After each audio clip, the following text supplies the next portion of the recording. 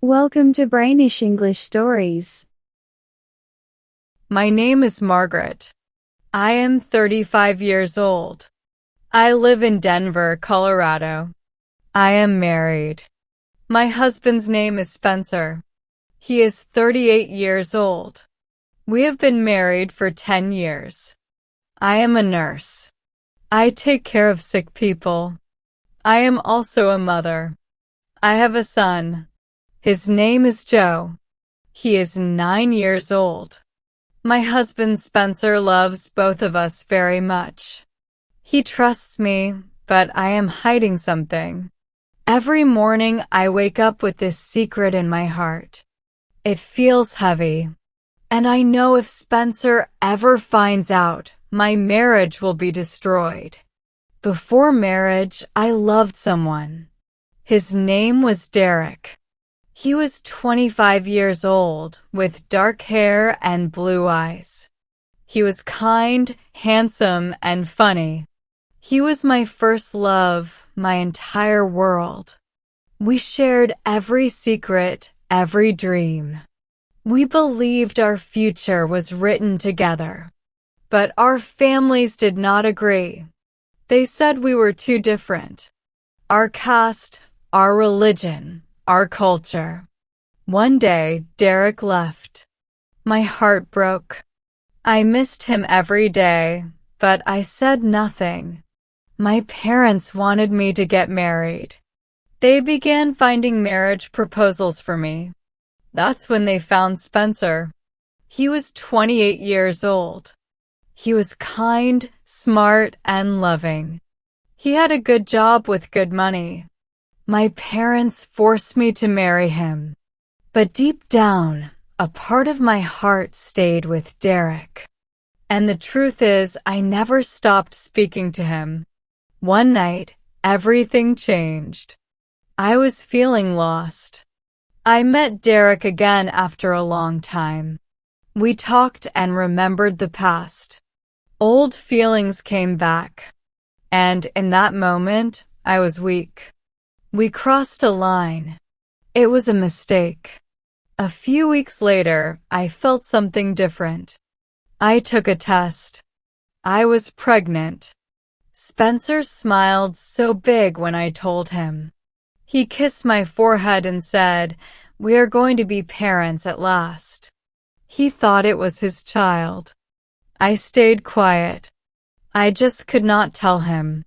Every time Spencer touched my belly, every time he smiled at our baby, my heart hurt. He was so happy. But that happiness was built on my silence. He had no idea. He believed this child was his, and I let him believe it. Derek never called, never asked. He moved on. He got married. But I stayed with the lie, with the guilt. Spencer loved our son with all his heart. He did everything. Changing diapers, packing school lunches, reading him bedtime stories. He loved that boy like his own. I watched and smiled, but inside I felt very ashamed. His love was true, but my truth was a lie. One day our son was riding his bike, just having fun. But then something terrible happened. He fell and got a very bad injury. There was a lot of blood. We were very scared. We quickly took him to the hospital. The doctors said he needed new blood immediately. They checked Spencer's blood to see if he could help since he's the father. But then the doctor asked a question that changed my life forever. He said, "Are you sure you are the father?" Spencer was shocked, and I felt like my heart stopped. Spencer said nothing, but I could see the pain in his eyes. That night, we sat in silence. I began to speak slowly. I told him everything about Derek, about that one night, about the baby, and about 5 years of hiding the truth. I let everything out, my tears, my regret, all of it. He just looked at me, calm but hurt. And then he said, I gave this boy my name, my love, my life, and you. You only gave me a lie.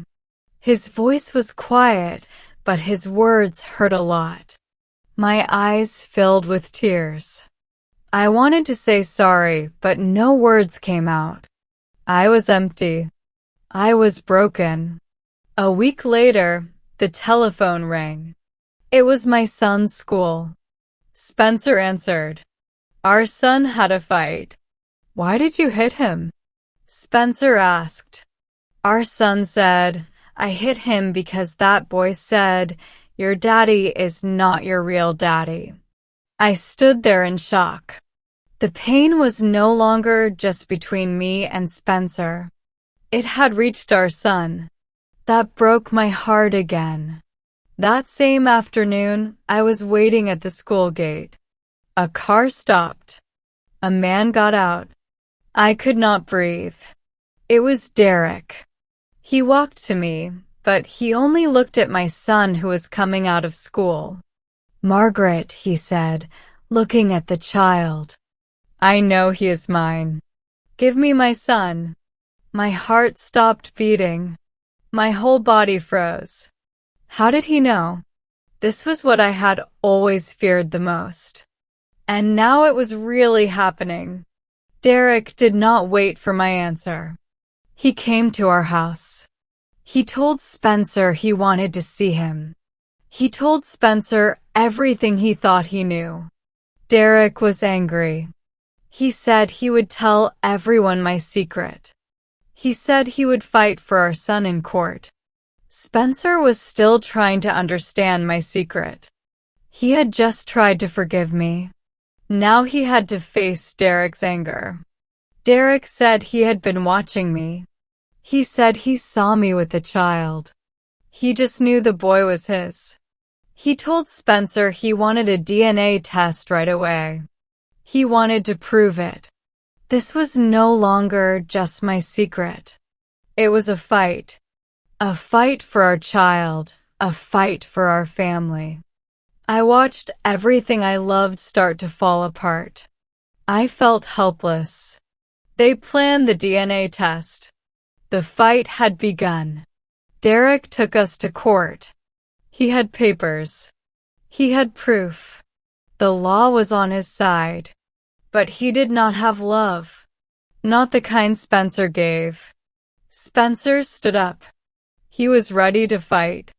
Not for himself, but for the child he loved with all his heart. And I stood in the middle between two men, one with blood, one with love. My heart felt like it was breaking. I was the mother, but I felt I could not keep my son safe from this pain. I stood up.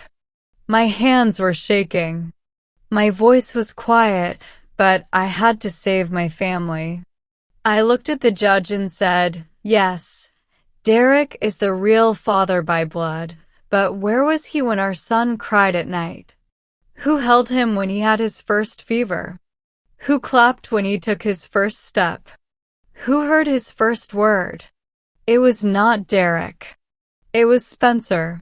He was there every day, every night. He gave love, not just life. And I choose the man who raised my child with love, not the one who left after one night.